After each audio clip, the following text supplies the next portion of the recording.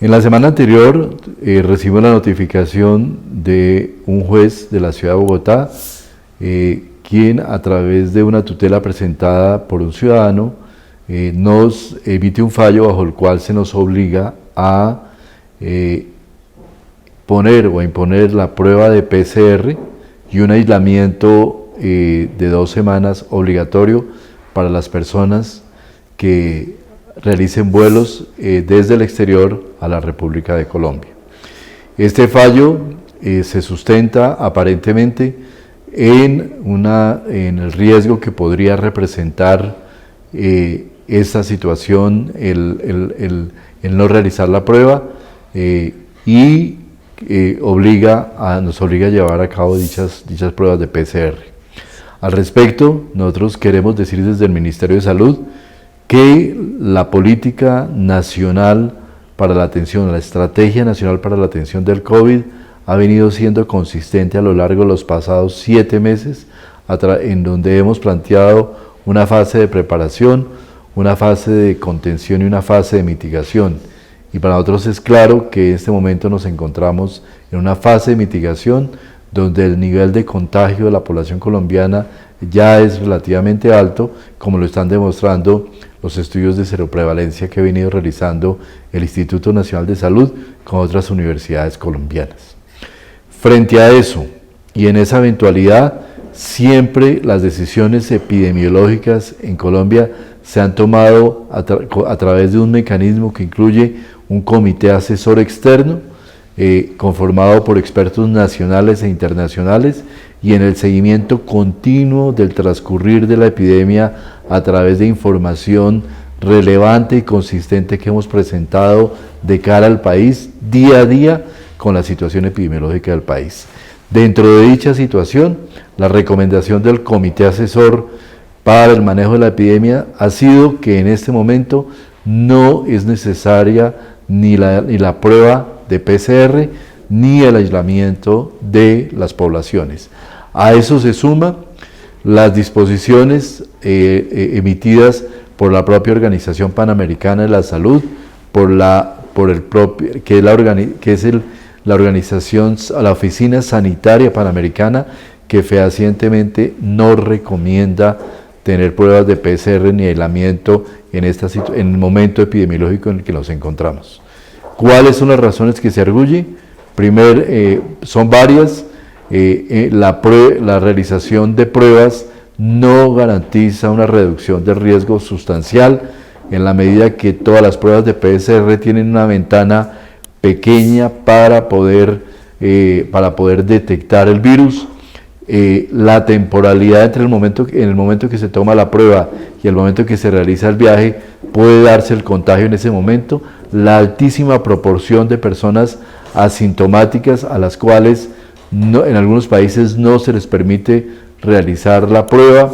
y el mismo costo de la prueba que termina limitando y delimitando la posibilidad y el derecho a la movilidad de la población colombiana o de la población extranjera que viene a Colombia por diferentes razones. Es que estamos en un escenario en el cual la epidemia ya ha mostrado una progresión, donde la situación evidente de apertura de la economía ya está dando unos resultados importantes en la medida que ha permitido reducir el desempleo y reducir la pobreza de manera relevante, determinantes que son propiamente determinantes de la salud y que generan un efecto y que pueden generar efectos deletéreos sobre la situación de salud de la población colombiana. Frente a esa situación y dentro del procedimiento judicial, el Ministerio de Salud emitió el día de ayer una solicitud de aclaración al juez que emitió el fallo de tutela, solicitando aclaración sobre unos temas que consideramos sustanciales. Entre ellos consideramos, primero, cuál es la prueba de PCR que se debe exigir en el país, dado que hay diferentes tipos de pruebas PCR que se aplican a nivel internacional con diferentes tasas de eficacia para la detección, y Colombia ha sido absolutamente consistente en solamente aceptar la prueba, en solamente adoptar la prueba, el protocolo de Berlín a nivel nacional. Segundo tema absolutamente importante, la temporalidad. ¿Hasta cuándo debe aplicarse la medida de PCR según el fallo judicial? En la medida que esta medida, que hace una limitación del derecho a la movilidad, tampoco puede ser